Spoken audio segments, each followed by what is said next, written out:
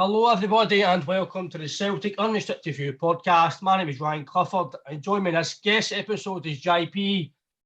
Well, JP, anybody who's watching obviously on the YouTube when it's out, we can see the man in the President's office. It's Kelvin Wilson, ex-Celtic player, Nottingham Forest, Notts County and Rotherham. I don't think for us, JP, we've got any introduction to the man because for me, he was a very, very good centre-back for Celtic. Won loads of trophies with us, played in one of the biggest games of the club history, the memorable Tony Watt goal. And for me, JP, I can't wait to get in depth to his career. No, mate, I've been looking forward to this now for some time. I'm glad it's finally upon us, and obviously we'll get Kelvin here to tell his story. So, yeah, it's going to be good. I says, Kevin, I really appreciate you coming on, mate. And I know I don't feel a busy man at the moment, but it's really good to get yourself on chat to you, mate. Yeah, it's good to be on. You know, I'm pretty flexible at the minute. I'm doing a bit of coaching part time and got other little bits going on. So yeah, things are good at the minute. There's obviously a lot of Celtic fans will know you just from Celtic. I know you played with Nottingham Forest as well, and that's your hometown. Is that where you're currently based at the moment? You're still living down south? Yeah. So when I left Celtic and came back to Nottingham Forest, I always had a house here. And I never rented it out. So, yes, I'm back home and, you know, this is my base. This is where I'll always be. So, yeah, it's home, Nottingham's home. I think, obviously, JP's the first thing, obviously, you get guys like Kelvin on, it's knowing how they grew up and how they got into loving football. And obviously, we spoke to Kelvin before we came on. And the fact that he started quite, no, dead young, but the fact that what he said to us was quite interesting. Yeah, it was, mate. Yeah, definitely. It's amazing how beginning's just the beginning, and then obviously you progress, and football takes you through various different adventures in your life. And and obviously Kelvin played with the best and one of the biggest in the world. Well, he is for the best club in the world, but obviously other outlets will say we're not. But obviously Kelvin, he obviously said you started at Notts County. But see, when you were younger, did you actually believe, was football your main onset? Did you believe you were going to make as a footballer? Or was it as gradually as you got older, you realised I'm actually quite decent here? Yeah, it was definitely as I got older. I think, you know, I didn't start playing properly until I was probably 11, which is young. But like I said before we came on here, that a lot of players, when they do these things, to say they used to go to bed with a ball when they was a toddler. I was never into that. I was more into judo and karate and things like that. Got into football, friends and family and stuff, seeing me play and was like, he's pretty decent. He's a good player. Kind of got into it that way. Played for a local team, went on to represent Nottingham, and then Notts County then scouted me from then. And then, I spent from the age of 13 until I was 19, 20 at Notts County, I played about 90 games for the first team. I think made my debut when I was 17 against Hartlepool, scored a home goal, lost 1-0. So that was memorable. But yeah, it was not until I got into Notts County youth team that I fell in love with football, you know, because it was good times. It was around all people your own age. We lived in digs. So, you know, it wasn't just on the field that was good. It was off the field. And from then, without blowing my own trumpet, I kind of knew I was going to make it. In my first year scholar, when I was 16, I just adapted so well. And I think that was one of my things as a player. You know, I wasn't the best technical player. I wasn't the best at anything. But I could always adapt to whatever manager I was playing under. What they told me to do, I could do it. You know, a lot of managers, me coaching now for a semi-professional team down here, the most frustrating thing is asking a player to do one thing and he's constantly doing the other thing. But so I understand now why, you know, Billy Davies signed me twice and Neil Lennon played with me, then went on to sign me. It's because they knew me and they knew that I could take instructions and I could do a job. That's interesting, JP, that Kelvin says that, because you do see a lot of clubs. I think the most notable one is Higher Redknapp. He always signs players who he trusts and who he plays, who he knows. And that's really what Kelvin's basically saying. Yeah, well, that's it, mate. You tend to find managers, like my dad talking about football and stuff, he'll say managers always get his favourites. Managers have always got people who, you know, there's certain managers that have took players to more or less nearly every other club they've went to.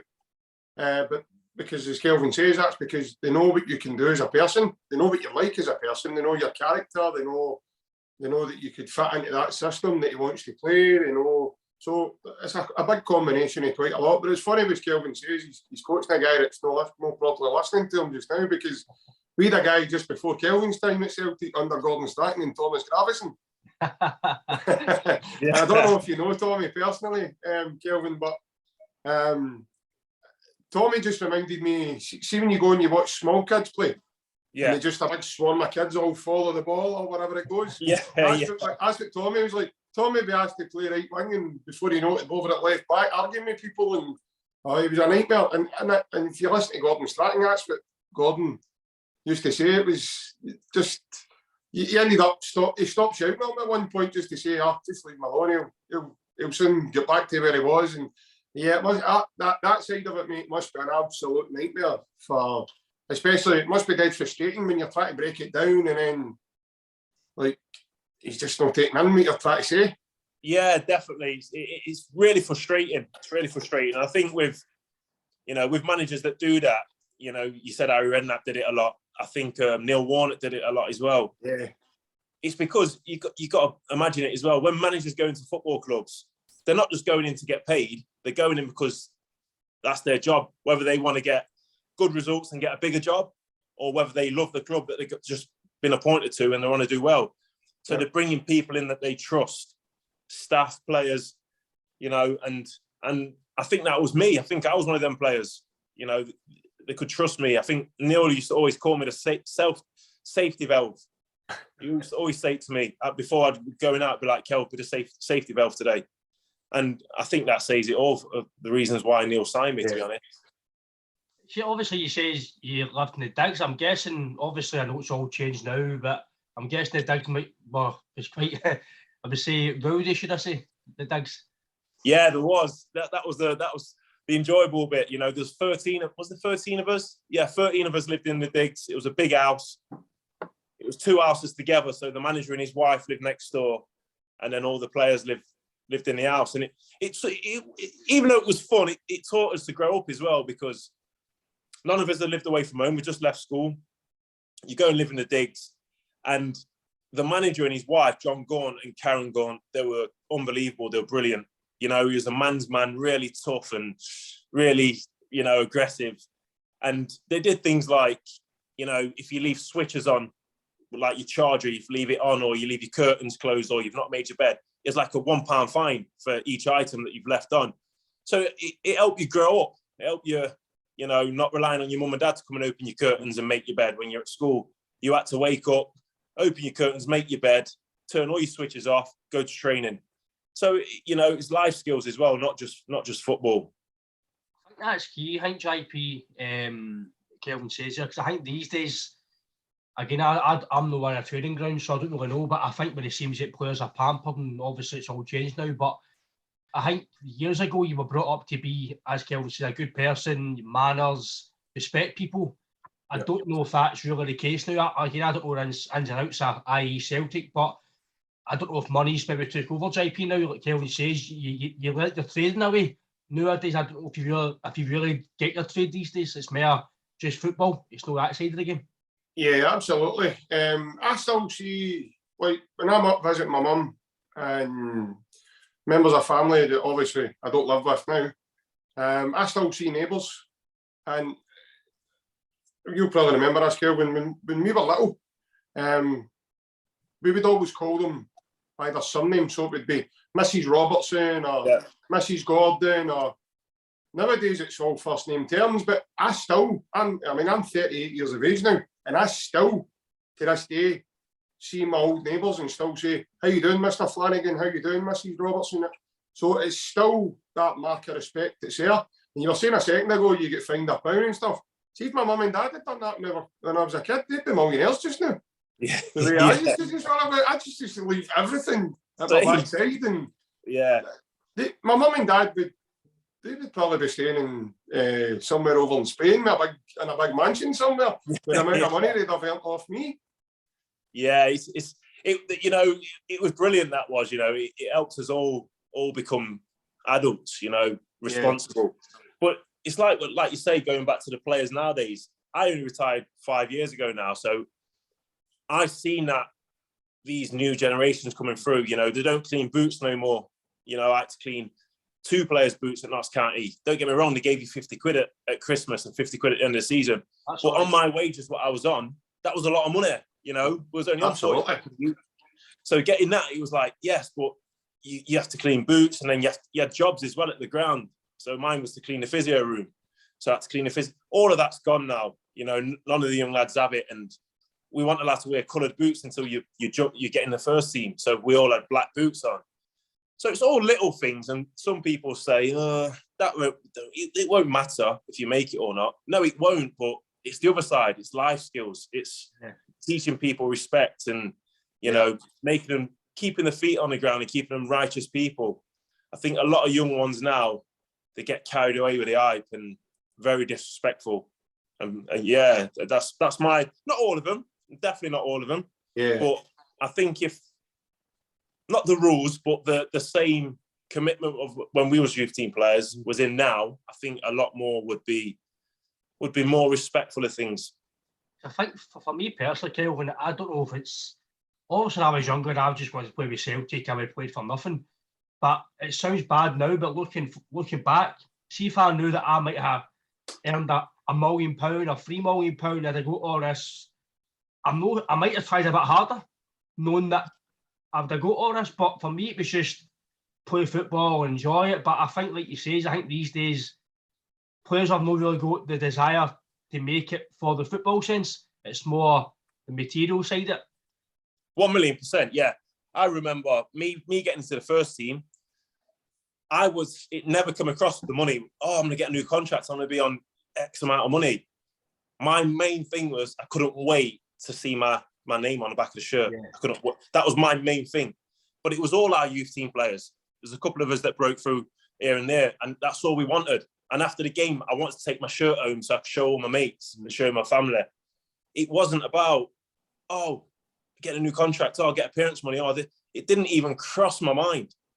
It's only when I became a man and you have a family and you have a house and you have bills and you have like a family to take care of. That's when I started, right, I want to be on this much, or you start negotiating more and being more involved with your agent, with the financial side. But probably until I was 21, until I left Preston to come back to Forest, I didn't even think about money. That's interesting what you say, because for me anyway, JP, I think we've spoken about it in previous podcasts as well, for Celtic youth players. Mm-hmm. The way the youth systems, like Kelvin says, they don't really get to, obviously I don't know if that's due to health and safety and stuff, but they don't do the jobs anymore. Yeah. I don't know if some of these guys are missing out on that grounding, because like Kelvin says, some of these guys who did have that grounding became absolutely unbelievable players because they learned their trade, and some of these guys are just turning in, like Kelvin says before, they're kind of training and then going home. They're not actually doing a trade in a way. No, this is it. I don't doubt for 1 minute, mate, that things would be a lot better, especially the youth side of things, for all round the whole globe. Would be different if that's what they were still doing, especially the Scottish lads. Because for what I've heard, the stories I've heard up here, they get away with murder now. And I mean, you're talking about playing, you mentioned it earlier about playing for Celtic and stuff. I mean, Kelvin obviously had that luxury. I would play for Celtic for nothing. That's the way I was brought up here in East End of Glasgow. I would get the bus in every morning. I wouldn't be looking for a big Porsche or a big Bentley or one of these big fancy cars to be picking me up. And, I wouldn't care about all that. I used to run about with an iron brew can before I had a ball. Kidding on, I was Paul McStay, and that's just the way I was brought up. That's disappeared now, and you don't even see kids in the street doing that anymore. I don't mean with an iron brew can. I mean with a ball. But for me, that side of the lot of that is just totally disappeared. You don't even see kids kidding on. Like, you would go out that day and you would kid on you were Paul McStay or John Collins or Danny McRae, or like people that you grew up watching videos of, and that's disappeared now. The dream for young kids now has disappeared because of all these fancy consoles and the internet as well. It's a big thing, and these big smartphones and everything they've got access to for they're probably about 5 years of age upwards. I mean, I know kids with iPads and laptops, and as I say, a wee bit of hardship behind the football side of things. I certainly think when they become first team players, they would definitely have a different attitude if they had that sort of grounding, bringing them through. Yeah, I think when I was playing, you get your first team and then you get your youth team, and you've got to work up to it. Nowadays, you've got your first team, you've got your youth team. It's the same. You get treated the same as first team players. Well, I'm not saying you should treat them horrible, but they shouldn't get treated the same. You know, first team players, they've worked hard, they've got to where they've got to. I think with the scholars and the young lads, they need to work the way there. I think that's why a lot of players at a young age make the debut, probably have a season that's decent, and then drop away because they get that comfortable and they get into a lifestyle that's wrong. And it's not punishing them, but they do need bringing down to earth sometimes. You know, I think with what's going on in, don't want to really bring up certain subjects, but with a lot of young players, you know, were either getting in trouble with certain things. You wouldn't have heard that years and years ago. So there's got to be some proof in the pudding that it's not right what these young lads are doing at the minute. Well, that's the thing, Kelvin. Obviously, you've spoke to young Simon Ferry and stuff for the boys for open goal. When they talk about when they were coming through, and that wasn't really so long ago, when they went to even train with the first team, there was an element of fear. Yeah, same. When I was a kid, yeah. And see, when you were up here, Kelvin, and obviously with Celtic, could you feel that from some of the young lads as well? Did you feel that? Did you feel that element of fear when they were coming in beside you guys on the training field? Yeah, definitely. You know, that's one thing what I remember, because I remember quite a few of the young lads when I was up at Celtic. They were really good lads. I never thought for 1 minute. Don't get me wrong, I thought they were spoiled, but only by the facilities. Yeah, which isn't a bad thing. That's a good thing. I started at Notts County. We used to train on a park. So when I seen the facilities that he was getting, I was like, if I had this when I was a kid, God knows where I'd be now. Yeah. So the facilities were second to none. And they were good lads. And I remember Callum. I remember Cal. He was a young lad. You know, he came through. When he trained with us, he was 100% all the time, never tossed it off. Darnell Fisher used to come and join in with us. He was a talent, wasn't he?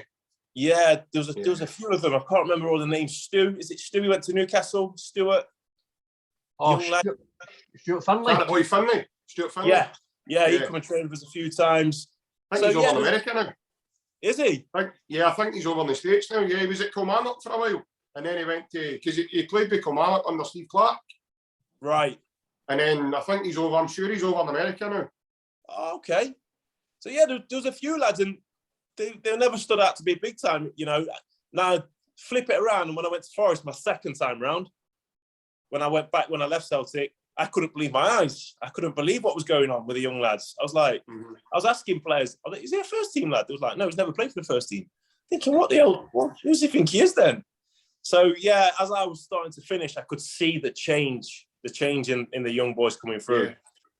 See as well, obviously, you said you started quite young at Notts County, 17, your debut. How was that feeling, mate, your debut? Actually, was it a sense of, well, for me anyway, Kelvin, I think some players now make their debut and think they've made it at Celtic. They think that's me, made my debut, that's me.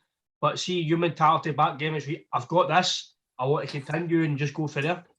I remember it. I remember, you know, Gary Mills telling me I was going to start at right back. Like I said, we played Brighton away and we travelled down the night before, stayed in an hotel. I'd never done that before in the youth team at Notts County. They didn't have the money to do that for the youth team.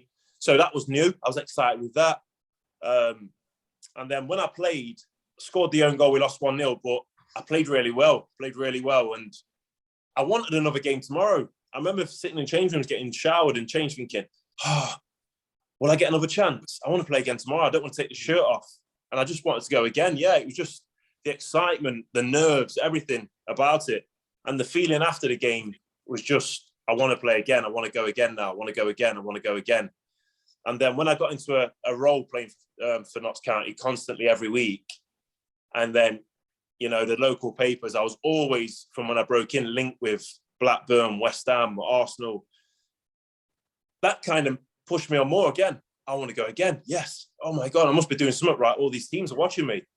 So yeah, I never got carried away. But I think, you know, if you speak to anyone that knows me, I'm not a typical footballer kind of guy. You know, I don't go out the footballers used to and things like I never got into all of that. I don't, you know, I keep myself to myself. You know, when I got married a few years ago, I'm separated now, but there was only 2 footballers at my wedding. So I've always been kind of grounded to it all. I've never been caught up in the hype and the high life of being a footballer. That's quite interesting, JP, that Kelvin says that, because a lot of guys now, you see, even guys at the top level, they still go out and drink, and you see that, like Kelvin says, he keeps his private life private and his football life basically a job, and then he's finished and it's his family life. Yeah. You see some of these players, obviously the top players like your Messi, Ronaldo, you see that's the way they live, you can see that. But do you think maybe the mentality of some players these days, I think, I don't know if the money is a big part of JP, but they still go with their pals drinking every weekend with the players and stuff. Mm-hmm. It just shows you the mindset for me as a top player. Like Kelvin for me was a top player at Celtic. Yes. We'll kind of go into that, Kelvin, the Celtic end, but for me, Kelvin, I rated you higher at Celtic. A lot of Celtic fans did, and we were quite kind of upset with me when you left. But for me, JP, that's the mentality of a model professional, and I don't know if you get that these days. No, I think you're right, mate. I think it could be far and few between. Kelvin will probably agree with me as well. There seems to be this. Well, I'm going to use it as an example because it's more recently. Obviously, there's a lot of noise coming from it now. They've just got a new manager, but Manchester United, they're a perfect example of massive egos, and I think there's too much of that creeping into the modern day game just now. It's all about image. I heard a story a couple of weeks ago, and it was about when you sign a player. So you don't just sign a player, you've then got to sign all of his image rights, this, that, and the next thing. It's all part of the deal. And I thought, you're signing a guy, like you're not signing this massive thing that's an entourage behind them, and you've got to you've got to sell everything to everybody that's involved. And I just thought, that's a lot of work now for just one person.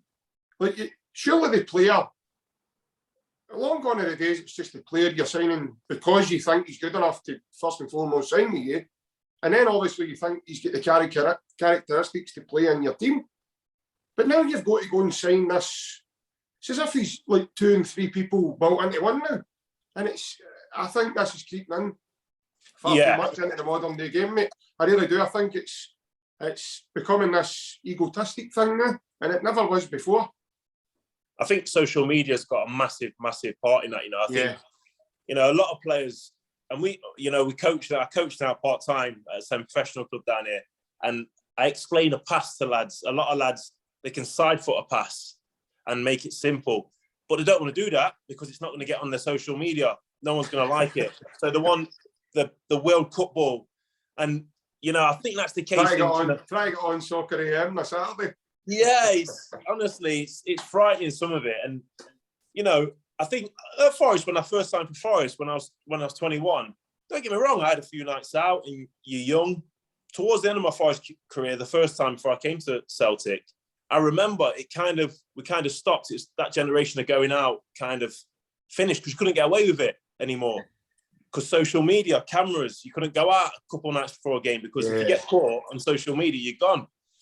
But then when I came to Celtic, one thing I learned, which is the mentality of going to a big club. They didn't go out and party. No lads went out. Not that I wanted to, but none of the boys went out.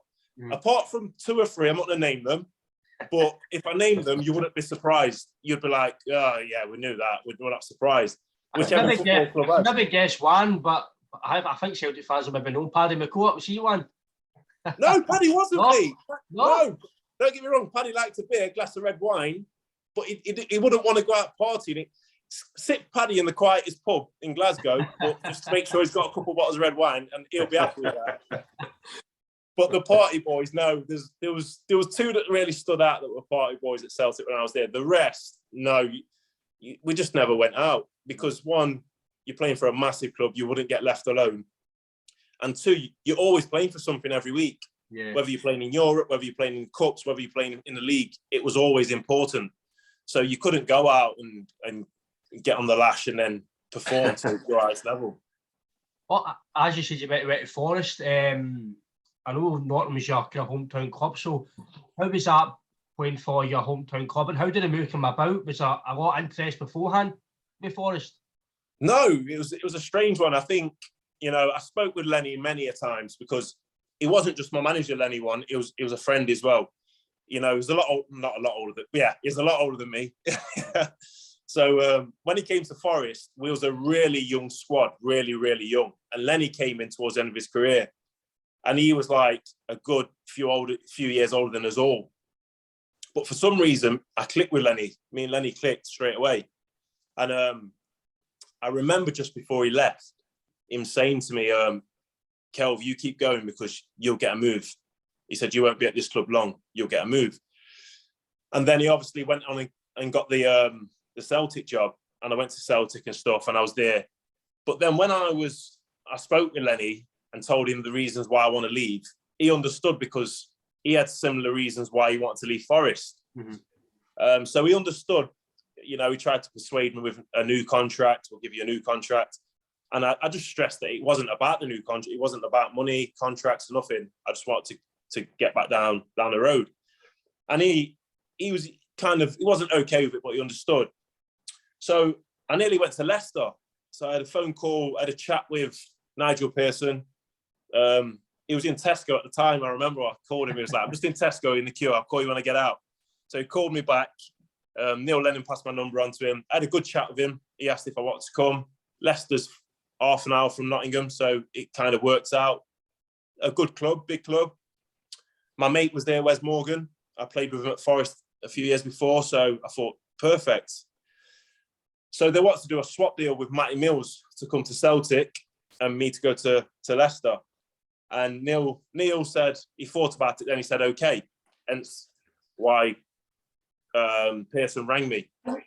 But then the next day I went to training and Lenny pulled me and said, no, pulled the plug on it, I've changed my mind. I don't want Matty Mills. I'd rather keep you. So it was kind of like, oh God, not that I was desperate to leave Celtic in a bad way. It was just, my daughter was probably about 7 months then. She was about 18 months. And then the Forest one literally came out of the blue. I was coming back down south. I think we was playing Wolves in a friendly at Celtic Park. And Lenny gave me and Chrissy Commons the night off. He said, you two aren't playing in the game, so you can go back down south and see your families. So we was in Glasgow airport, just having a few beers, waiting for the plane. And Chris Commons was on his phone. And I remember I was sitting across the table from him and he looks at me and he's gone, he used to call me Desi from Forest days, Des Walker. That's what the Forest fans used to say every now and then. So he looked at me and gone, Desi, are you going back to Forest? And I've gone, what are you on about? And he showed me his phone and it was breaking news. Forest are in for Wilson. So I've got on the phone to my agent. He's like, yep, they're on it. It's a goer. They want to do it. And it was funny that I was going back to Nottingham as well that day and it's just come out. So I seen a few Celtic fans in the airport and they were like, you're going, aren't you? Going back down? Is that why you're here? So it was a crazy coincidence. It wasn't planned, no. It just literally came out of nowhere. It's obviously we'll talk about Celtic, but like JP Kelvin said, JP, the fact that it's interesting we'll talk to Kelvin because not a lot of fans know why he left and the circumstances behind it. So it's actually quite good for us fans to know because some fans, like you said before we come on, we don't know the ins and outs. We just think, oh, he's left for this and he's left for that. So it's actually really good to know that because, like I says, at Celtic, we'll go into that, his Celtic career, but I was devastated when he left because he left a hole in our backline. Yes, very much so. I was the same as you, Ryan. As I say, I was totally gutted. I just didn't think we had Kelvin for long enough. Obviously, I know every player up here's got a ceiling, right? I know because it's Scottish football, and I do know there's only so long before players would desire another challenge or a different type of challenge. There's not many bigger in Celtic, by the way, and Kelvin will know that himself with now being here. And people don't realise that. I think a lot of the foreign lads and even boys from down south, it's not until they get here and it just grips a hold of them. And then they're only in the door maybe a couple of weeks and they see a full house at Celtic Park and they're kind of... It would take Andy a bit if you weren't used to that every week. You look at recently, we've got Matt O'Reilly now for MK Dons. His first game at Celtic, but he was blown away with just the sheer noise level and everything. And that's not even a European night. That was against, obviously, the team across the water. And his first game wasn't even at Celtic Park. It was at Tynecastle. And he thought that was a great atmosphere to be in as well. Obviously, it is a well-renowned atmosphere as well at Tynecastle. But as I say, I mean, getting back to when Kelvin left, I was gutted as well because I thought, oh no, where are we going to go? Because he was a big character in the team as well, I thought, and a well-respected character in the team. I thought he was captain material big time.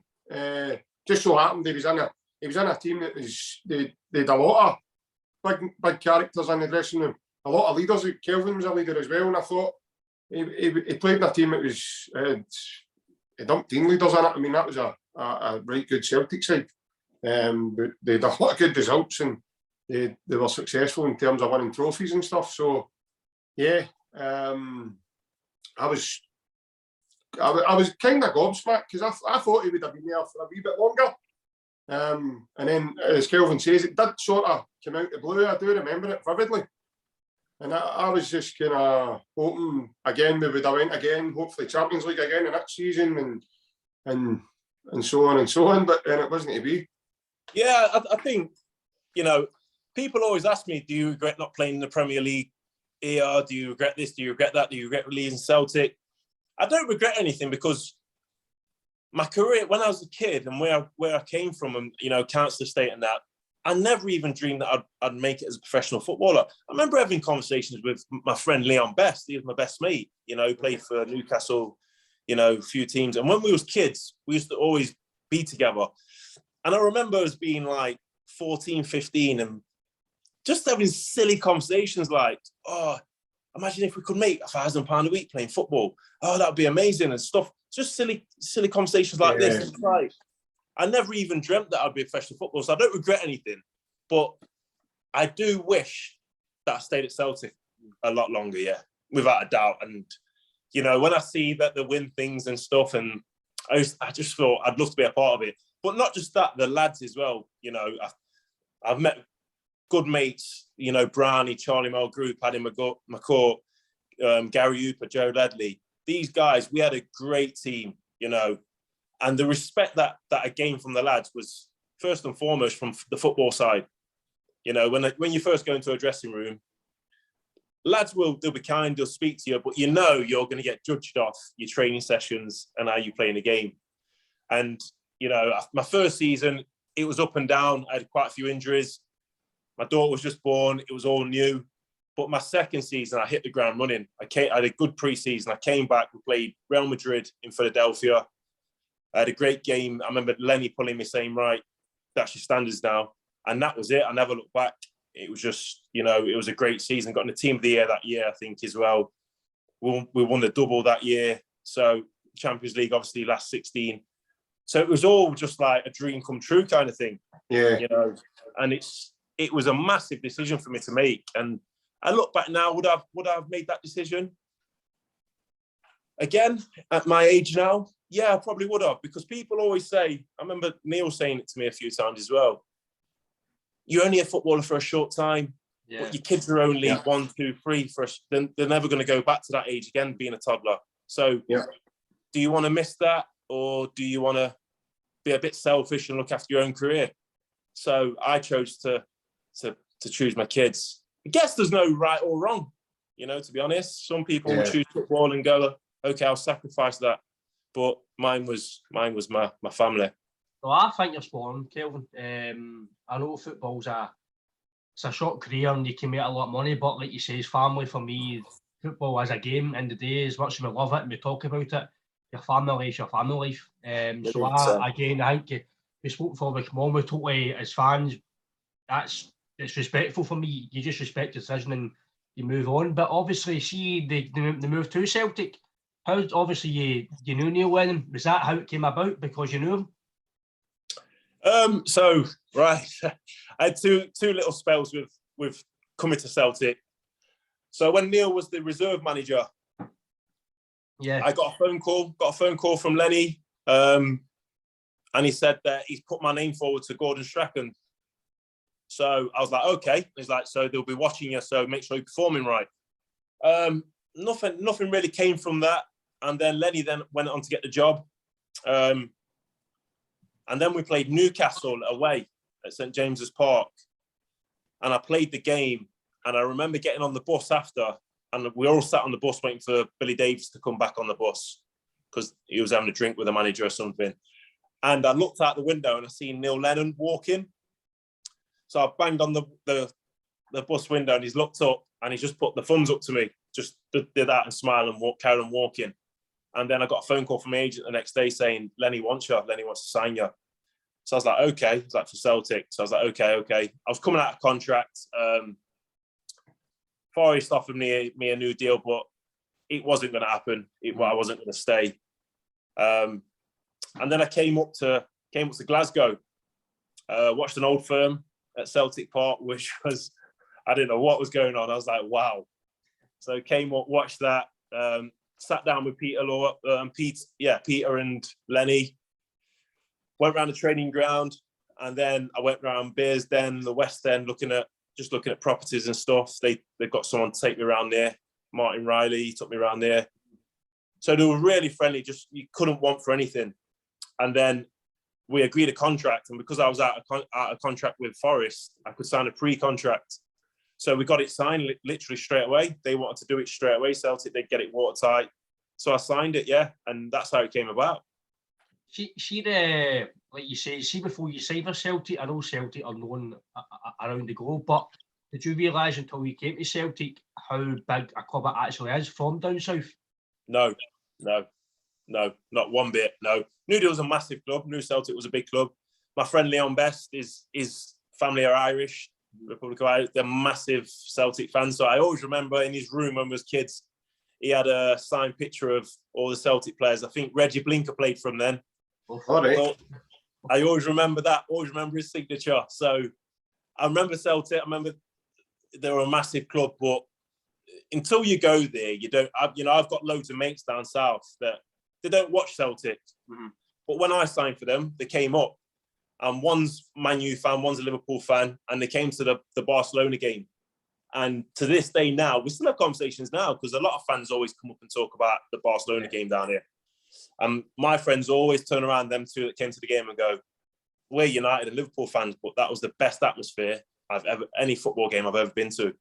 So I think that says it all, really. I think the season ticket holders for United as well, so that says it all. It just shows you, JP, that when guys like Kelvin do come up here and they sample the atmosphere, they actually get into the culture of the club. And obviously Kelvin stays down south, so like you say, really up here, the game is kind of not really looked at. But until you get here, us as fans, we know how big a club is, obviously. Yep. Clubs down south at United are, so they are probably bigger in a sense, as financial wise anyway. But it just shows you when you come to a club in Scotland, even Rangers, I know we don't really talk about them on this podcast, but they are a massive club. And if you go to one of the two clubs, it's like Kelvin says it, JP, it must stay with you knowing that this is amazing. And for us as fans to walk into that stadium, every time I walk in, I'm like, I love this place. So imagine training and playing with that club every day. That must be, as Kelvin says, JP, an absolute dream come true.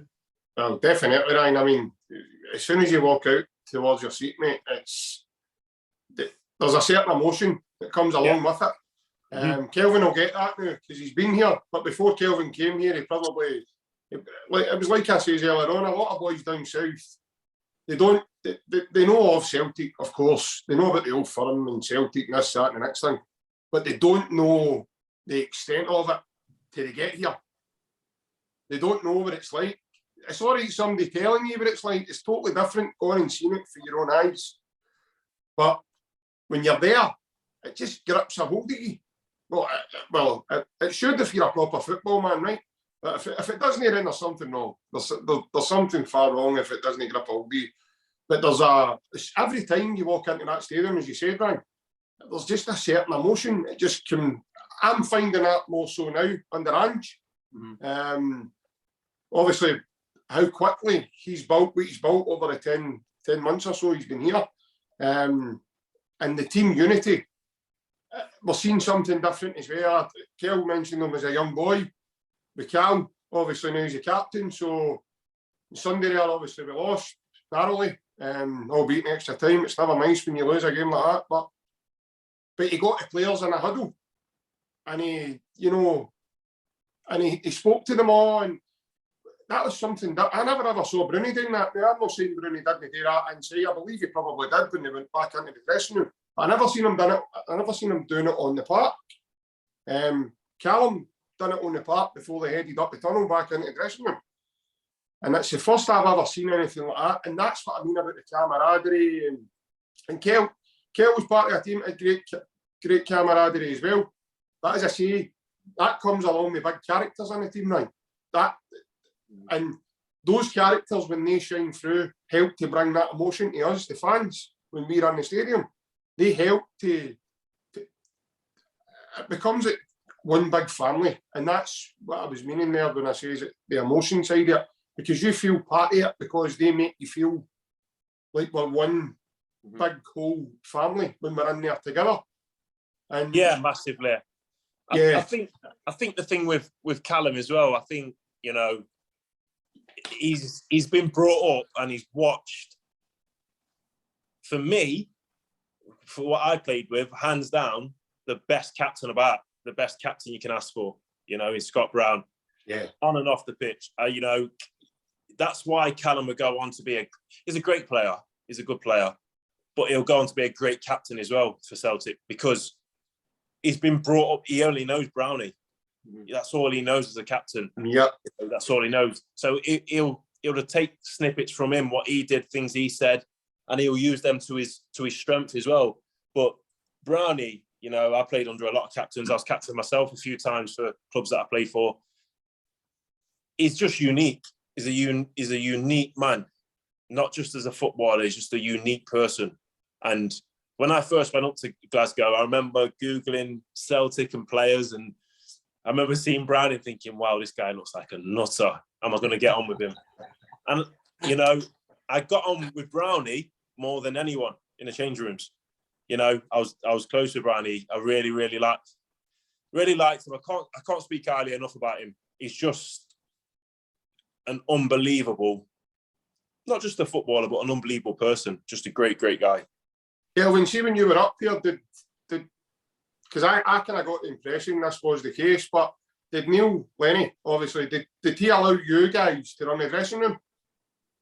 Yeah, pretty much so. Yeah, was that close together, close knit? There was never ever any problems. But two players probably who, like I said earlier on, liked the night out. There was, other than that, it was just a great changing room. There was never ever. I try and look back now. There was never a problem. There was never a problem.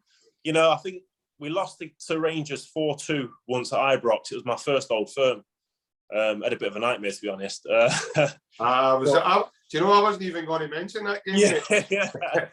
but that was the only time that I was at that football club in the 2 years I was there that felt like there was a crisis after that game. Other than that, there was never ever a problem. Never. See, obviously, making your debut for Celtic, was that against Hib as well? Yeah, your first. Easter Road. Yeah, it was the first game of the season. Yeah. But no, it was Easter Road, wasn't it, Kelvin? Easter Road, was it? It was, yeah. Was Easter Road. Yeah. 4-2, I think we won. Yeah, we did. Yeah. But we went to Australia that summer for our pre-season tour, and I thought, yes, out of the way, Australia, no fans, get my feet on the table a little bit, play a few pre-season friendlies. If I have a bit of a stink, I don't have to worry about it. No one can see it. We're halfway across the world. He's got over there. Oh, sorry, just a sec. That's okay.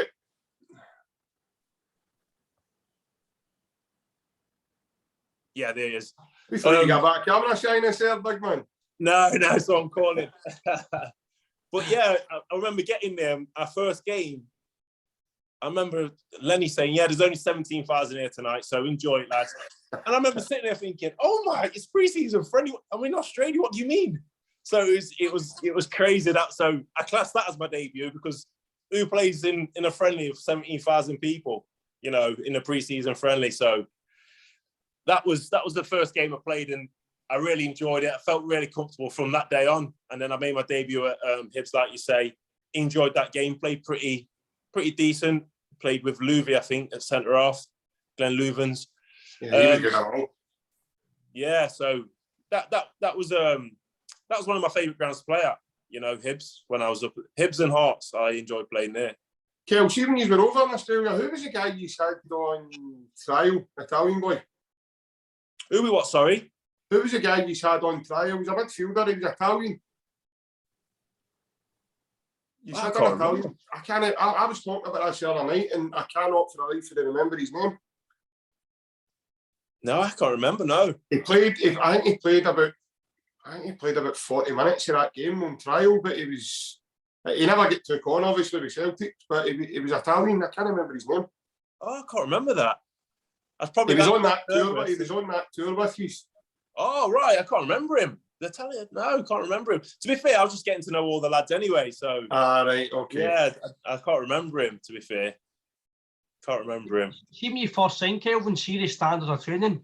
How was the standard of the training compared to down south? Was it a step up when you first stepped into Celtic to down south? Yeah, it was a step up with the quality of player. With Celtic, when you're at Celtic, when it's international break, that's when you see things clearly, because everyone flies off to their countries to play. Yeah. And when it was international break, it was always me, Gary Hooper,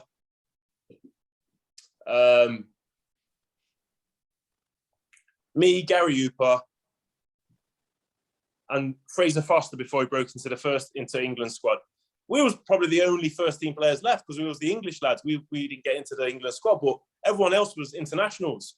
So the quality is there. That says it all, So the quality was better.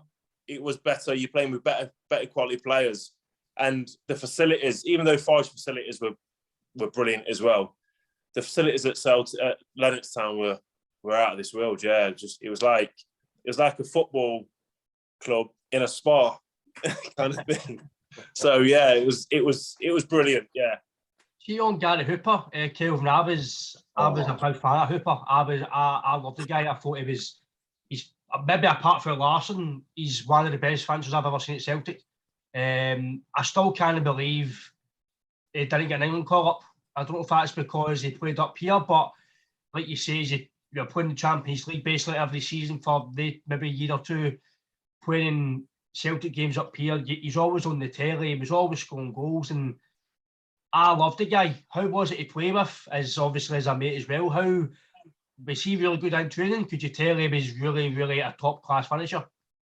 Yeah, he was just so intelligent. He was brilliant. I played against Hoops as well. I played against him when he was at Scunthorpe. I was at Forest, so I knew Hoops anyway. But yeah, he's the most intelligent footballer I've ever played with. Wasn't the quickest. He was really strong. He was small, but he was strong.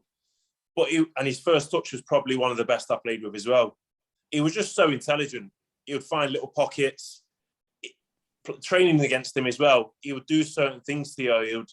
He would nudge you at the right time, so you're off balance. He was just really clever. He was definitely the most intelligent player I've played with. Definitely, yeah. He also helped to bring the best out in Tony Stokes, I thought, Kelvin. Yeah.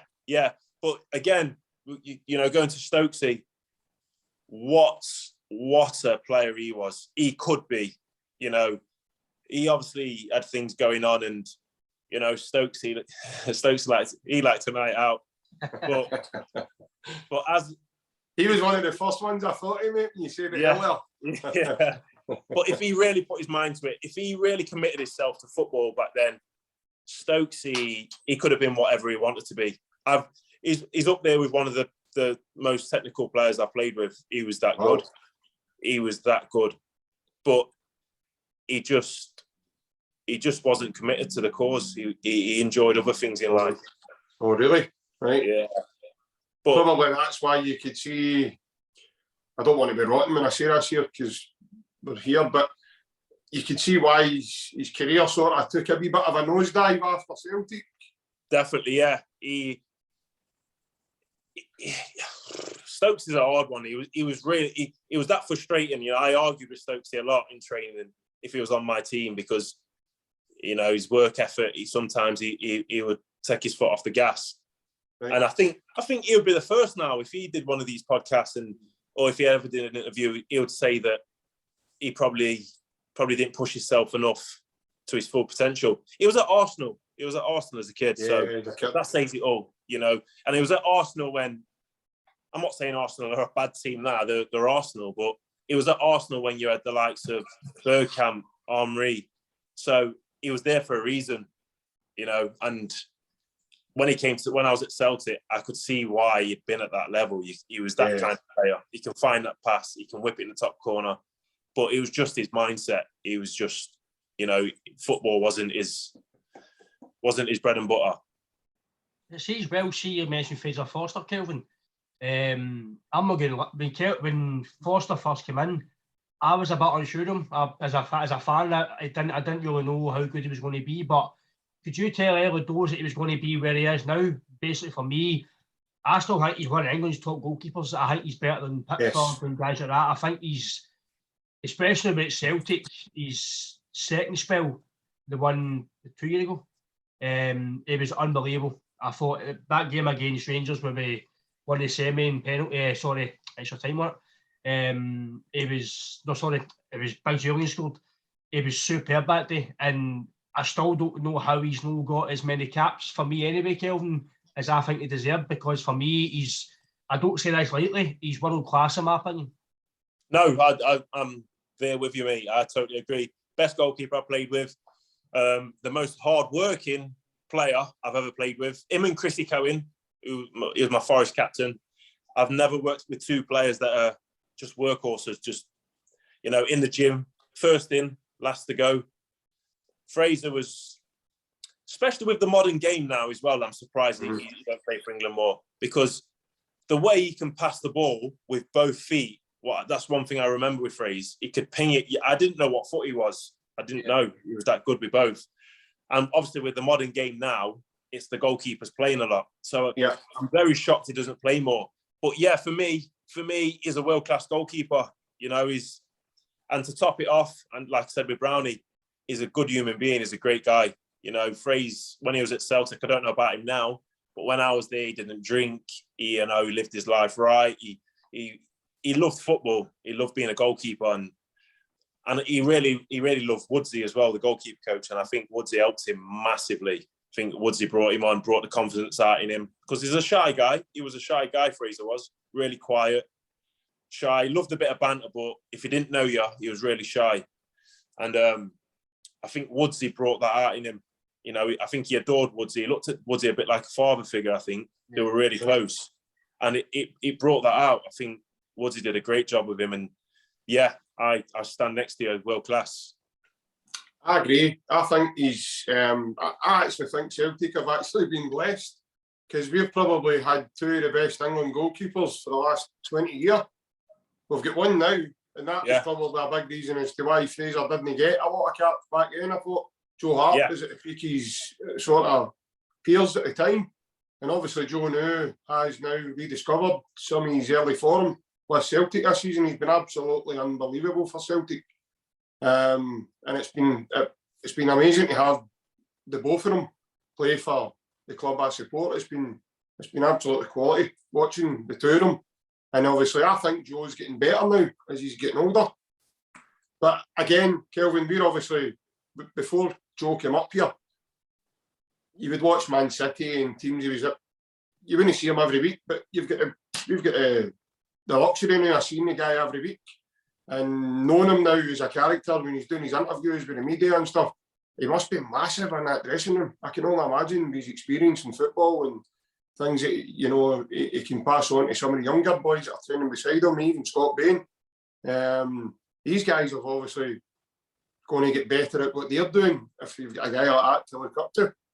Of course, yeah. When you're training with people like that, not just that, you know, a lot of the players will be asking him stories, you know, his Man City days, his England days, and he'll be telling the stories and he'll be explaining stuff and giving examples of things when he's been at other clubs. And you take that on as a player. You take it on, and who's the best player you played with? Who, you know, what made him the best player? Why?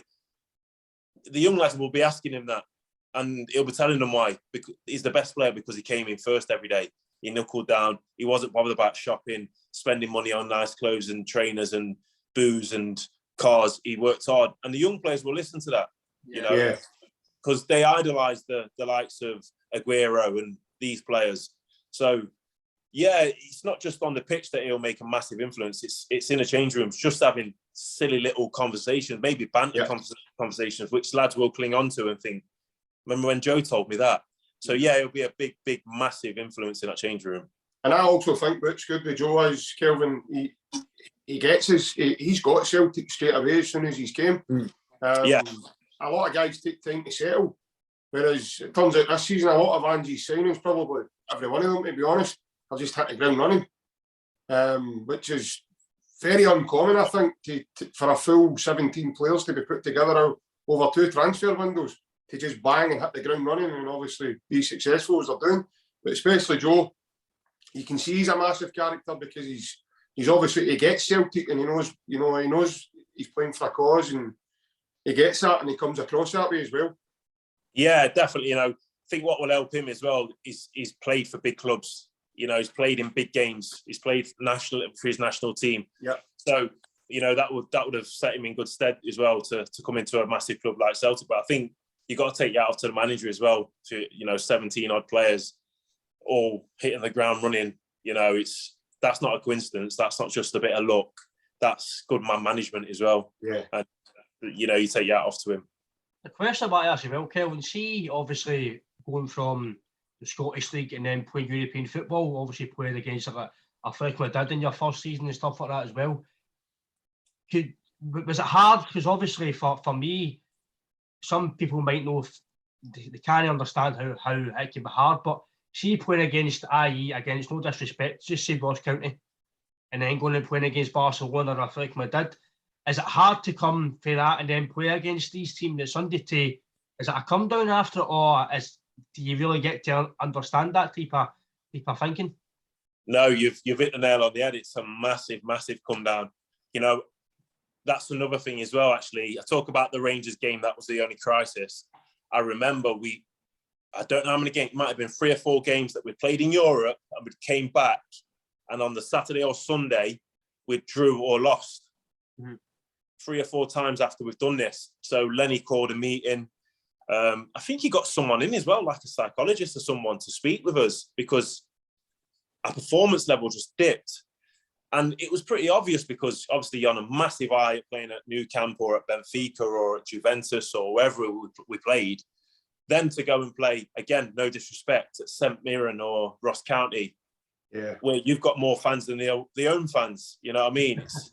It was like, it was a massive come down. And I remember we used to have meetings about it and Lenny asking, what is it, guys? Why is it?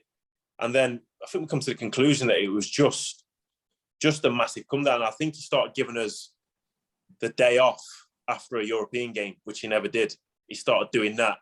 And I don't know, looking back, I can't remember, but it must have worked because we went on to win the league and stuff. But yeah, for about 4 games after playing in Europe to coming back to domestic, it was hard. And it is a big drain. It's a massive drain because you turn up to these games after you've just been away. It's been hyped up in Europe and you come and play back in the domestic league. And it's, again, you don't want to sound disrespectful, but it's just a massive come down. It's hard. It's hard to not get yourself up for it. That's the wrong word. Yeah. But to recover and go again, that's the hardest part. To recover in such a short time and get your emotions down and the adrenaline, because it's the adrenaline that zaps so much from you. It zaps so much from you. I think we played. Who did we play? We played a game in the Champions League. It was the Barcelona game at the Nou Camp, and I wasn't physically tired because as much as they had the ball, they don't knock it in behind where you have to sprint in. They play a lot of football in front of you. Yeah. So mentally, I remember for 2 or 3 days after that game, I was just like a zombie. I was just thinking, I'm just so tired, but not physically, just mentally. So that's what it was in Europe. You know, it's more of like a chess game than, you know, you go up to Aberdeen or somewhere and a lot of balls in behind, or your head and a lot of balls. You very rarely touch the ball in Europe. You just got to be in the right positions. You got to talk a lot, communicate, and that zaps a lot from you. Not just that, I think as well, Kelvin, it's people don't understand as well. People might think travelling in hotels, it's luxury, but it must be draining because, like you say, you're away from your family, you're away from your home comforts, you're travelling a lot, you're not really sitting down and actually taking in a rest, you're always on the go, and you go to these big stadiums, all the fans, the high intensity play, and like you say, it's not been disrespectful, it's just, for me, it's just the facts. You're going to play against Barcelona, and it's not the same calibre players you're playing in your league, so it's going to be a big come down. For me, JP, it's not disrespectful. For me, it's just the facts. You're playing against, i.e. Messi on a Wednesday or Tuesday, and then maybe a Saturday you're playing against, I don't know, Gary Teal at St Mun. That's a big difference. And for me, it would be a big factor on your results of performance, because you're only really getting, as Kelvin says, really one half a day of rest, and then you're back into a recovery session in training. So it must be an effect on you. Absolutely. I mean, Kevin will probably be able to answer this a bit better, but I can only imagine when you play in the Champions League and you go and play against these guys like Messi and Ronaldinho and boys of that ilk, and then you're coming back. And I don't like being disrespectful to any professional footballer, because I'm actually sitting in the house talking about these guys. So they're doing something already. Even boys at St Mun are doing something different from me. But in terms of Messi and Ronaldinho, you've just mentioned Gary Teal there, just an example. When you're coming back to play against guys of that opposition, there's got to be a gulf. There's got to be. It must be, because Kelvin played in a Celtic team that wasn't getting tested most weeks. When you go and play with these guys, and the only reason that Celtic team would maybe drop points, as Kelvin says, if we're coming back and drawing, was probably because of a total deflation of where they just came from. If they've went and got a positive result away from home in Europe, or even at home in Europe. So it's not because the other team, like St Mirren or Ross County or any one of these teams, outplayed us and, like, you know, and beat us that way. Celtic, most of the times when they do stuff like that, beat themselves with missing chances and not being clinical enough on the day. But there's got to be a massive gulf between, because you're not playing the Celtic, Ryan, you're no proper, in my opinion, you're not getting tested week in and week out either, the way you would be up against guys like, as Kelvin says, Aguero and guys like Van Dijk. And if you were playing against that every single week, you would develop quicker as a player, because then you're playing at that level. But when you're playing against guys like Eamon Brophy and like your Stuart Finleys of the world, or boys that have made it to a fair degree, but have not went on to that sort of Champions League degree, there's got to be a massive gulf, and that's the reason why. That's the reason for it. I would imagine, Kelvin. Yeah, definitely. You know, and it's not just that as well. The other teams aren't stupid. They knew we've just come from playing in Europe. You know, let's burst their bubble now. Come on, they've been travelling for 2 days. Come on, you know. So, yeah, it's an hard one to talk about, because, like you keep saying, you don't want to disrespect teams or players.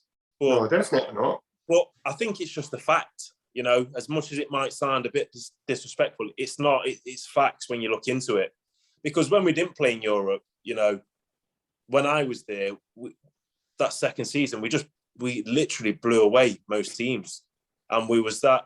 I remember sometimes we wouldn't get a shot on our goal, and some boys would then go on to do something stupid, try and run out with the ball from the back because to get bored and things like that. Again, not being disrespectful, it was just facts. So Yeah, it was definitely hard to adapt from Europe to the domestic, but it wasn't hard when it was just you concentrate on domestic, you actually rode. But then when you get to the Champions League, it's the pinnacle of club football, and we were involved in it. So you know, a lot of us as players put our eggs all in that basket. You know, you want to get as far as you can, and to say we got to the last 16, you know, it was brilliant. Sorry, guys. No, it's all right. See, obviously, as well, obviously, we all know the massive game that we involved in the Barcelona one. Probably for me, it's one of the biggest victories for me as a Celtic fan that I've seen, one of the most unexpected. Obviously, there's Xavi, Iniesta. There's all the players you can question how phenomenal they were. You see, actually, on that game, Kelvin, where they...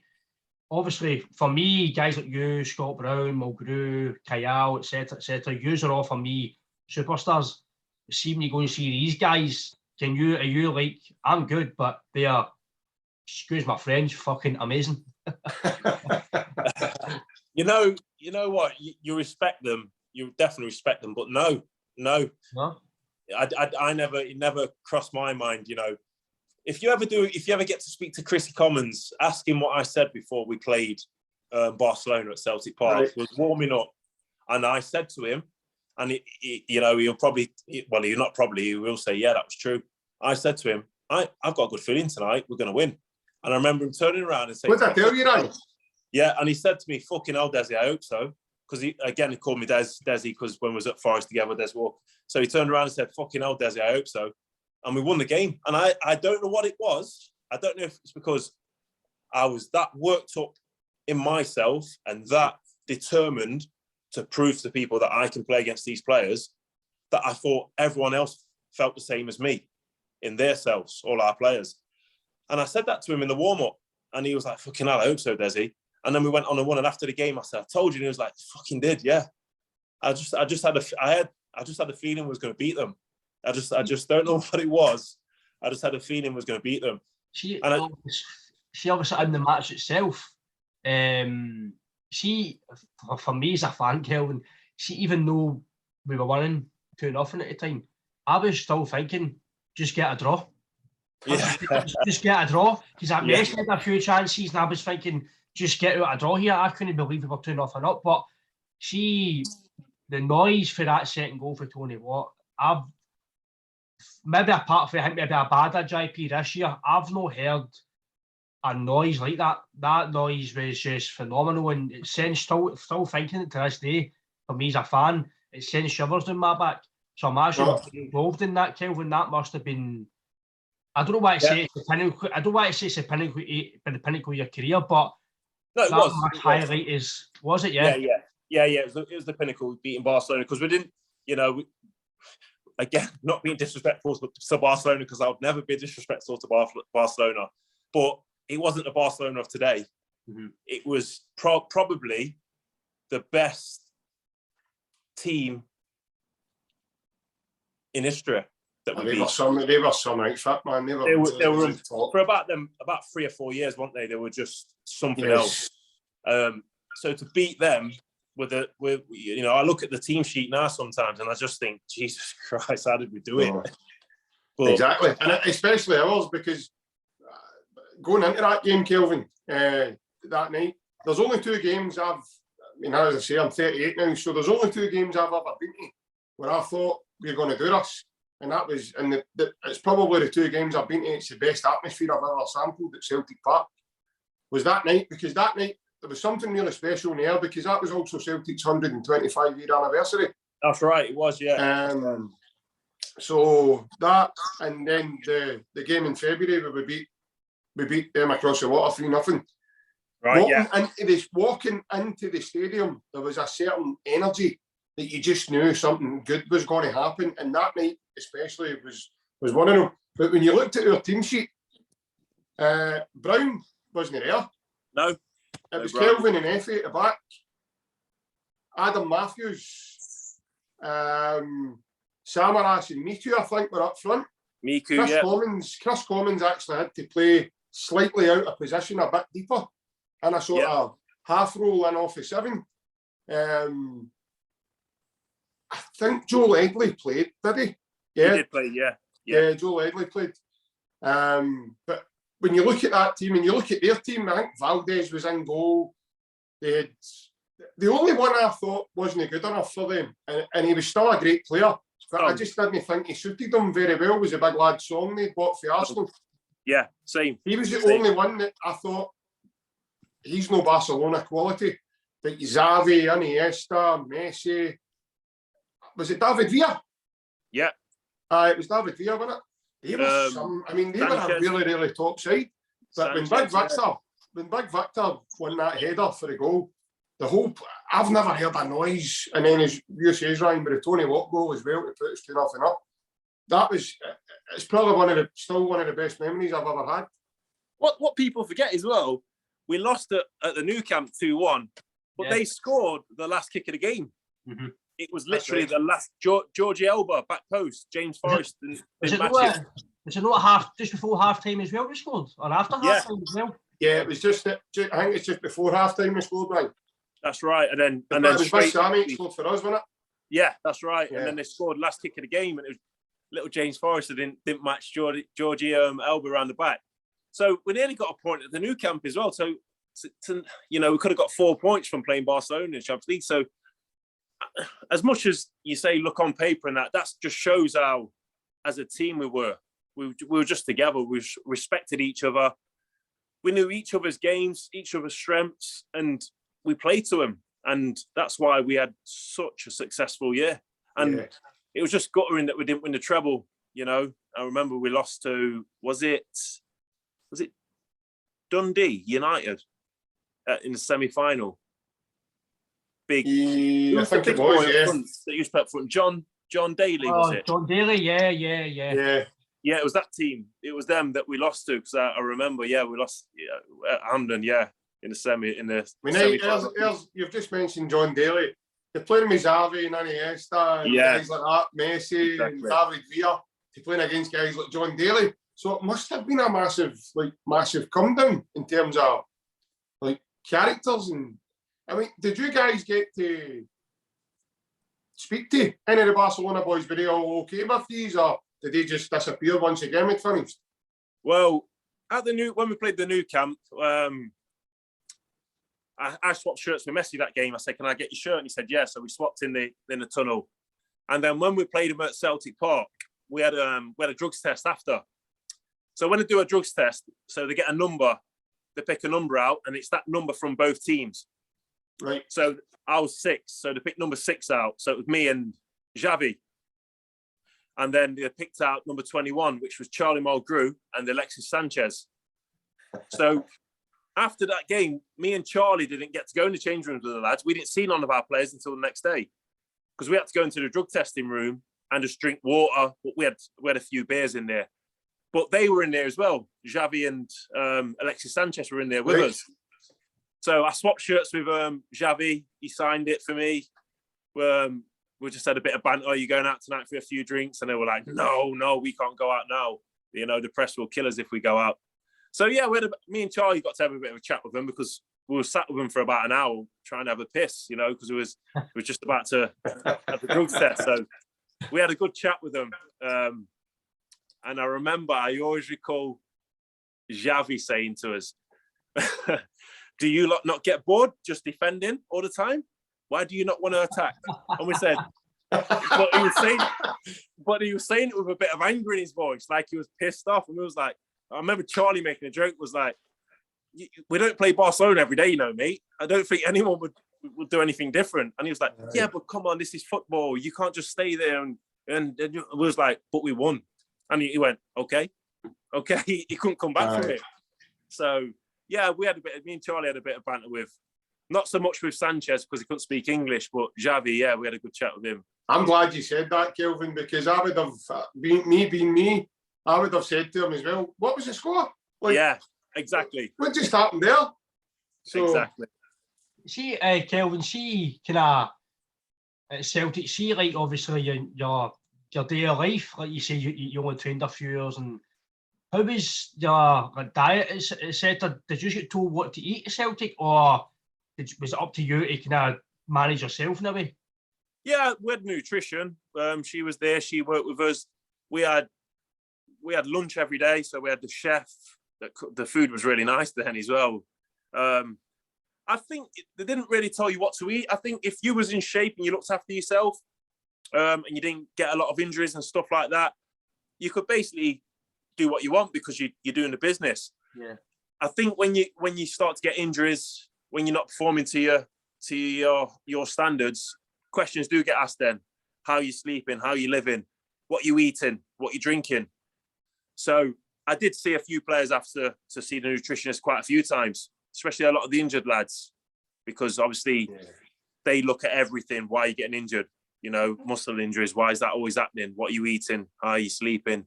So with me, I've always been pretty slimline. I'm don't really put weight on. I don't really eat crap anyway. Still don't now. So I was pretty okay. My main thing, I remember I had a few meetings with a nutritionist because I am now, but I wasn't really into breakfast. I couldn't eat breakfast in the morning. And she used to stress that I need it. It's like petrol, it's like fuel. You need to. So that was the only running I had with the nutritionist. But yeah, I think as long as you look after yourself and you're performing and you're on the pitch, they're pretty happy. But like I say, if you're constantly injured, I do remember a couple of players always having to check in. Kelvin's showing off now, Ryan. He says he's always been pretty slim. I look at an Easter egg and I put on about 2 stone. Yeah.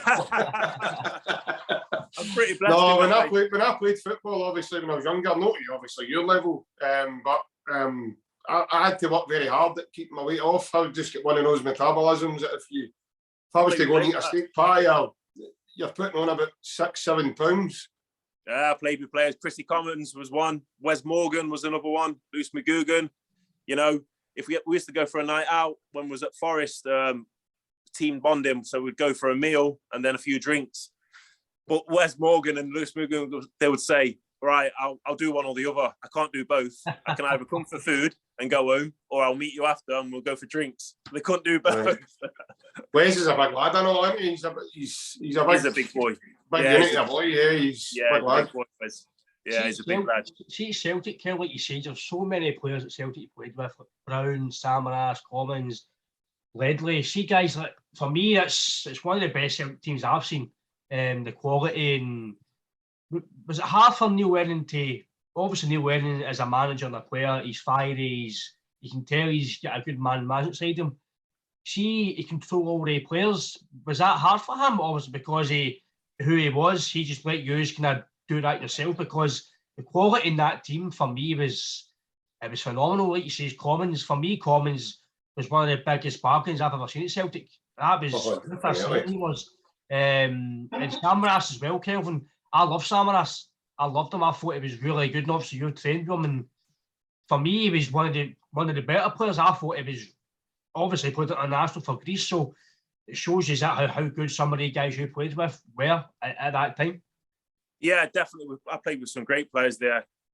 You know, I think Lenny wasn't really into tactics. You know, we would never ever do shape. Now, when I was at Forest under Billy Davis, that's what he did: shape. Lenny never did shape, never. You know, he believed in if you're good enough and you can listen, you'll be all right. His man management was different class. It was. There's 2 managers. I played under loads of managers in my career, but there's 2 managers that are very similar in my management, and that's Neil Lennon and Billy Davis. When you get players that aren't playing, who like the manager still, because when you're in a football club, you'll come across loads of players that just badmouth the manager, and it's usually the lads that aren't playing, that don't like the manager. But Neil Lennon and Billy they had players that didn't play but still loved them. And I think that me now going into coaching and management and things like that, I take snippets from them, because if you get that, you're halfway there of having a good side. Because if everyone's pulling in the same direction, you know, you're only on to a winning thing. And them 2 had it to a T. You know, they rotated things at the right times. They brought players out. I remember we had a cup game. It was a semi-final or quarter-final. And Lenny dropped me. He said, "Oh, you're not playing."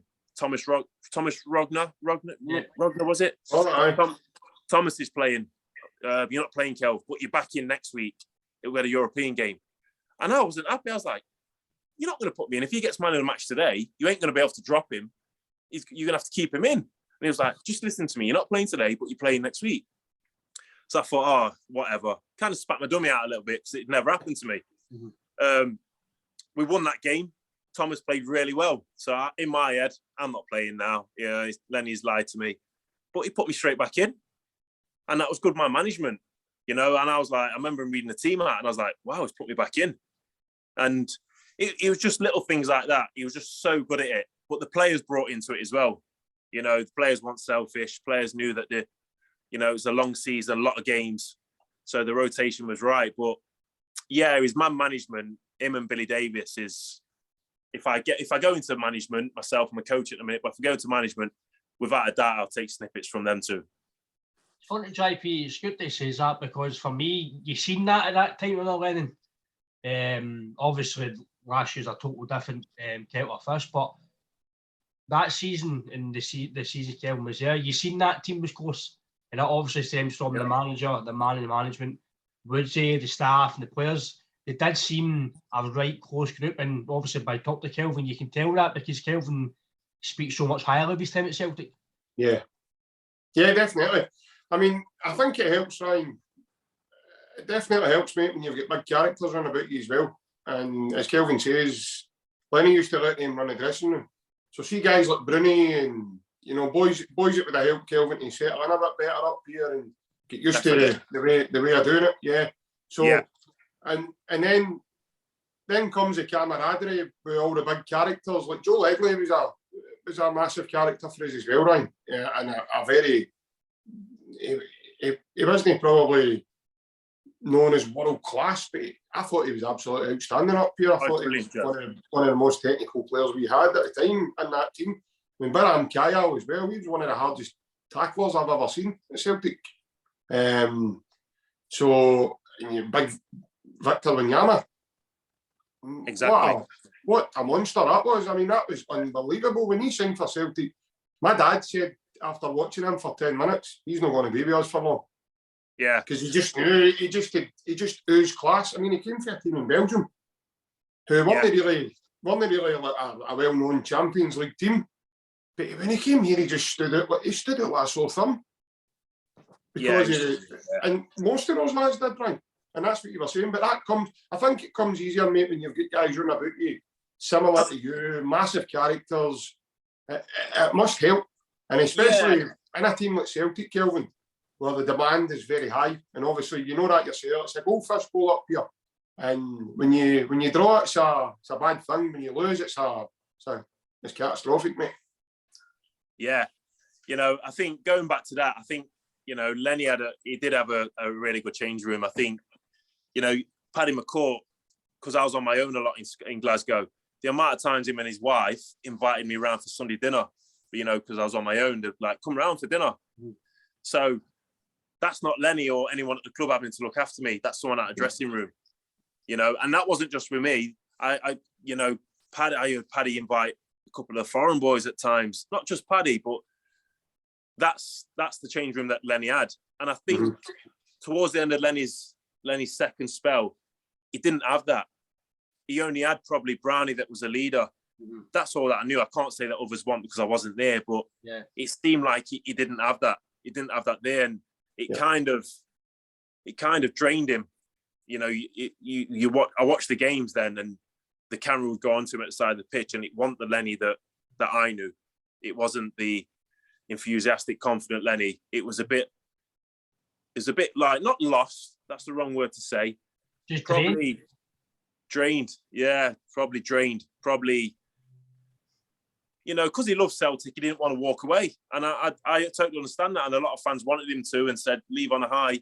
But he isn't that man. He loves Celtic. And he might look back on and say, in hindsight, yeah, maybe should have. But then he'll probably on the other hand say, but that isn't me. I would have been doing that for other people, not for myself. So I understand why he stayed, and a lot of people wasn't happy with that. But I understand, knowing Lenny, I understand why he did. So obviously, it wasn't for the money, because he didn't need that, so it wasn't the money. Obviously, you see guys that you played with like Brown and Mulgrew and that, there must have been quite a good lot of practice in that changing room. Especially Charlie Mulgrew about. Honestly, yeah, they were a fucking nightmare. Some of them, honestly, with banter, they were an absolute. Your Charlie Mulgrews, your Brownies, your Joe Ledleys, they were just a nightmare. And Ian Jemison is still there now. He's like the press officer and liaison officer. There's a swimming pool at Lennoxtown that you're recovering. I think he got through in that about 3 or 4 times in his suit, like Brownie and Charlie. I used to feel sorry for him, and he used to be screaming, "Just let me get my phone out of my pocket. Let me get my phone out of my pocket before you do it." And they were just legging and winging him, and he would just go straight in the pool. And I just used to think, oh my God.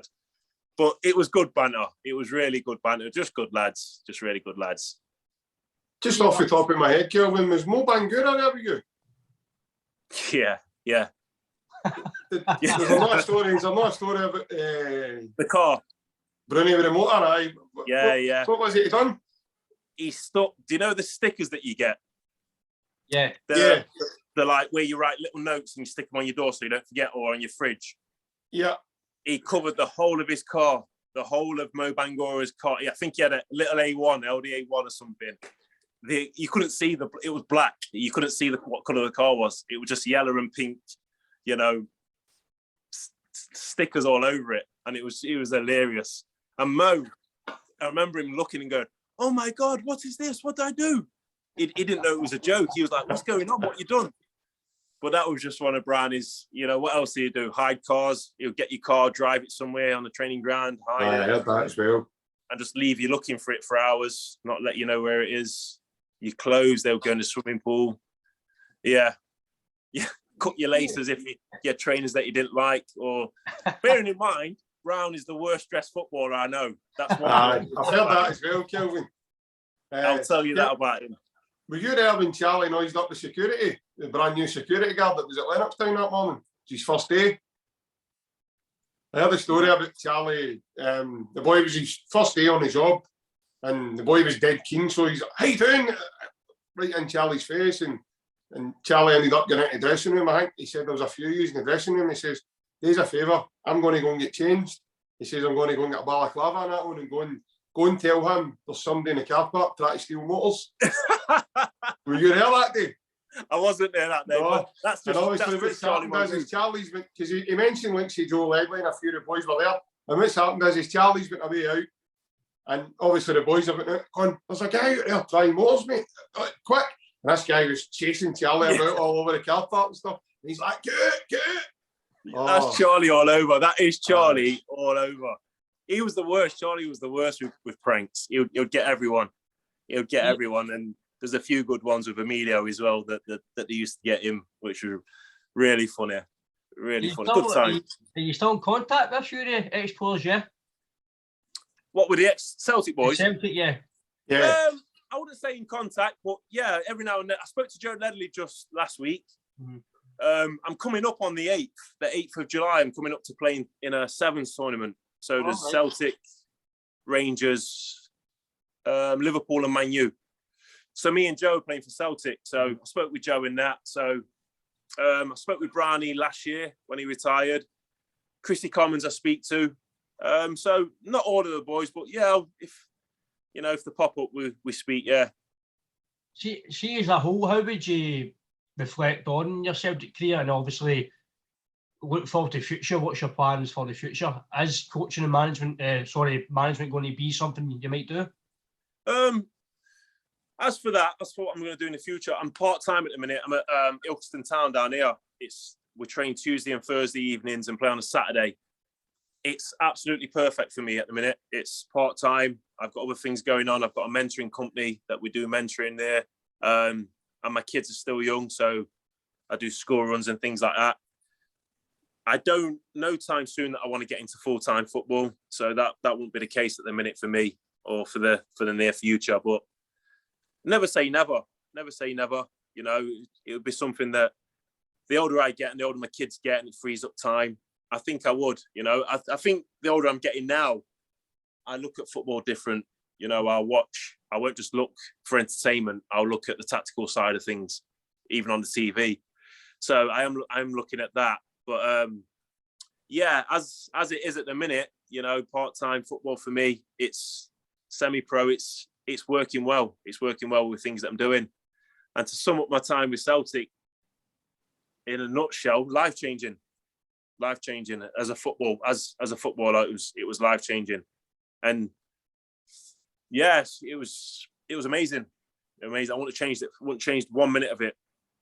I think for me, JP, too, Kelvin, I would, in a way, saying thanks to him because he was superb for Celtic. I still speak about Kelvin now to my dad, and we're missing somebody like yourself because I know Carter Vickers this year and stuff, it'll been good, but I still feel, especially in the midfield type of way, we still miss a bit of nastiness, a bit of that physical strength. And for me, JP, even speaking to Kelvin today, it's been amazing to get his career and his story and have a general chat about Celtic football, and it's something that I'm privileged to because you don't get to hear it very often. No, definitely not. This is not something we do every day, so when this comes along, it's a privilege. Absolutely, Ryan, I agree with you, mate. I've heard Joe Hart speak about the two boys, Starfelt and Big Carter Vickers, and he says they're not the most vocal. I don't think he'd get away with that playing with a big man. I remember what he was like. I could hear him shouting for the stands, and the stadium was noisy as it was, and Kelvin was very vocal. So anybody that's quiet, I'd imagine in that dressing room, they would either have to come out their shell or they would be in the stands pretty much every other week if they weren't, because players like that don't allow it. You don't. When you play in that dressing room, mate, they put demands on you. You need to get used to pretty quickly. That's kind of changing now. No in terms of the demands, because when you play for Celtic and you play for that crest, there is a constant demand on you. But you need to be more vocal, definitely. We're a bit too nice at times, I think, just now, Kelvin. When there's a foul or when something happens, I remember when you guys were fouled, your whole team was on about you. Yeah. And you were right over to the referee. That's kind of disappeared under this team. And just kind of made Celtic a bit more technical now. Instead of, and they're a bit too nice. I think we either need somebody like yourself or somebody like Big Wanyama, because Lundstrom on Sunday, when I get away with half of his antics, if one or two of you guys were there, I know for a fact one of you guys would have laid it on him. Yeah, without a doubt. I think watching Celtic now, I think that's the only thing. That's the only thing I would. Technically, they're all the good players, but there's no nasty player. There's no horrible player. Yeah. Everyone's nice. Everyone's nice in the Celtic team now. And I don't know if that's the way football is going in general. I don't know if it's just a nice, you don't get your Joey Bartons, your Roy Keanes and these kind of players anymore. It's all nice football players. But you do need it. You do need someone who can spark something. And people are always going about sparking with a pass or with a great cross. No, with a tackle or an header. That gets the crowd going, especially against your Rangers and teams like that. That's better than a goal at times. A great tackle, is better than a goal at times. So, yeah, I think that's the only thing that when I watch Celtic, I just think they're a nice team. That would be the thing that I would say to them. They're too nice at times. Yeah. They're too nice. Yeah, it's something we've kind of spoken about a lot, Kelvin, this year, that we're missing. I call them the dark arts in the game, the side of the game, and hopefully in the rounds we can improve in that. Maybe if we obviously win the league and get more money to spend and maybe better quality players in that sense. But again, Kelvin, I really appreciate the time. No problem. I'd love to have you on, mate, and obviously take care and all the best in the future. Cheers, guys. Cheers, Kelvin. Thank you, mate. Cheers, guys. Thank you. Cheers. Bye. Bye-bye.